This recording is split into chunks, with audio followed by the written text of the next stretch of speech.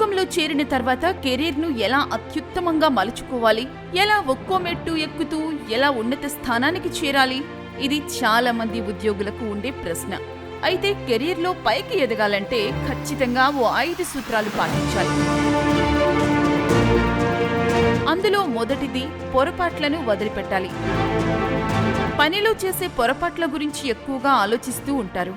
అది మనల్ని ముందుకు సాగనీయకుండా అడ్డుపడుతుంది. ఇది ఒక రకంగా ఇబ్బందికరమైన సమస్యే.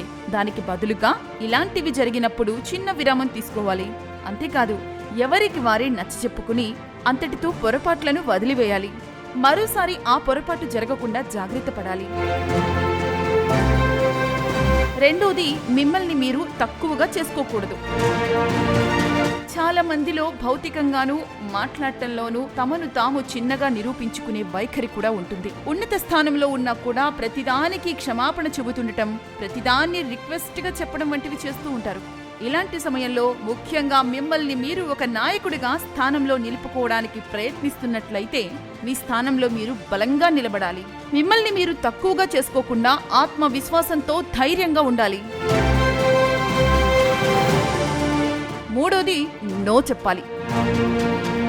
ఇంతకు ముందు కెరీర్లో సాయపడిన మీ వైఖరి మీరు ఎదగాలి అనుకుంటున్నప్పుడు అవరోధంగా మారవచ్చు.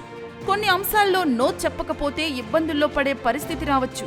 ఏదైనా పని చేసే ముందు అది మీ కెరీర్కి ఉపయోగపడుతుందా లేదా అని ఒక్క క్షణం ఆలోచించి నిర్ణయం తీసుకోవాలి. నో చెప్పడానికి ఎలాంటి మొహమాటం పడకూడదు. నాలుగవది, ఖచ్చితత్వం కోసం పాకులాడొద్దు.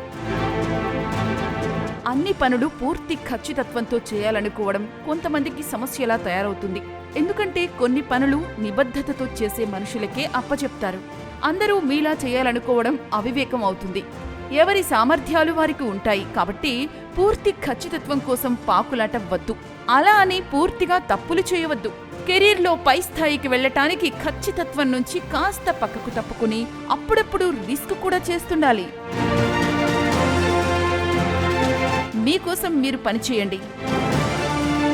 మీరు చేసిన కృషిని ఇతరులు అప్పటికప్పుడు గుర్తించి మిమ్మల్ని ప్రశంసిస్తారని, రివార్డు ఇస్తారని భావించడం తెలివి తక్కువ పనే అవుతుంది. ముందు మీ శక్తిని మీరు గుర్తించండి. దానిని మరింతగా అభివృద్ధి చేసుకునేందుకు ప్రయత్నించండి. అదే మీకు కెరీర్లో మంచి గుర్తింపును తీసుకువస్తుంది. ఇక ఈ వీడియో మీకు నచ్చినట్లయితే లైక్ చేయండి, షేర్ చేయండి.